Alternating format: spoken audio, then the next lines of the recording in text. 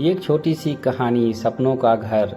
राजेंद्र और उसकी पत्नी इंदु की उनके दोनों बेटे मनीष और आशीष से बहस चल रही थी, पर नतीजा कुछ भी नहीं निकल रहा था। बात घर तो लेकर ही हो रही थी। इंदु जी के दोनों बेटे कह रहे थे कि मम्मी पापा इस घर को बेच दो और किसी अच्छी कॉलोनी में दूसरा अच्छा सा घर ले लेते हैं, लेकिन राजेंद्र और इंदु जी तैयार नहीं हो रहे थे। असल में इंदु जी के बड़े बेटे की 3 महीने बाद शादी हो रही थी। वो चाह रहा था कि किसी अच्छी सोसाइटी में घर ले ले, जहां सभी सुख सुविधाएं होती हैं, जैसे गार्ड, चौकीदार, लिफ्ट, पार्क, सभी सुविधाएं होती हैं। लेकिन इंदु और राजेंद्र जी तैयार नहीं हो रहे थे।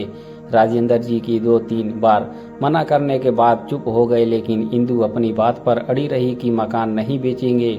मकान को बने कुछ समय ही बीत गया था, लेकिन उनकी यादें जुड़ी है यहाँ से। कैसे कैसे मकान बनाया है, उन यादों को कैसे छोड़ दूं। इंदु जी अपनी पुरानी स्मृतियों को खो गई। जब ब्याह कर आई थी, राजेंद्र जी के साथ 2 कमरे का छोटा सा किराए का मकान था, साथ में सास ससुर और एक ननद भी थी। कितनी मुश्किल होती है इस छोटे से घर में। फिर इंदु को 2 बच्चे भी हो गए, मनीष और आशीष।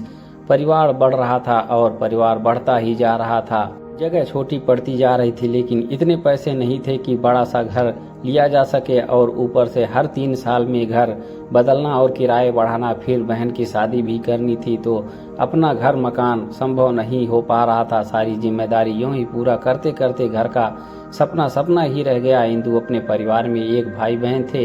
इंदु की मम्मी पहले ही स्वर्गवासी हो गई थी, पिता अभी कुछ साल पहले नहीं रहे थे। उनका अपना घर था। इंदु के पिताजी ने बेटे के साथ साथ इंदु का भी हिस्सा लिखा था।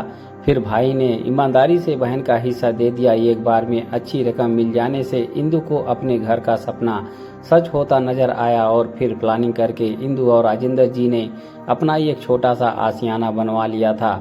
सपनों और हसरतों का घर था उन दोनों का। अब दोनों बेटे आशीष और मनीष भी पढ़ लिख कर अच्छी नौकरी पर आ गए थे, तो सोचने लगे कि किसी अच्छी सोसाइटी में अच्छा सा घर ले लें।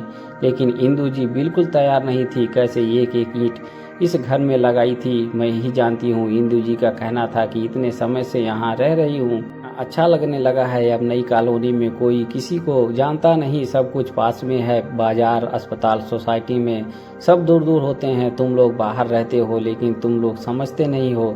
बच्चों को माँ बाप के फीलिंग की कोई परवाह नहीं होती, उन्हें जो करना है सो करना है। बहुत कोशिशों के बाद भी इंदु जी तैयार नहीं हुई, तो आखिर में नए मकान का आइडिया बदलना पड़ा और इंदु जी का अपने घर में रहना सपना सच हो गया।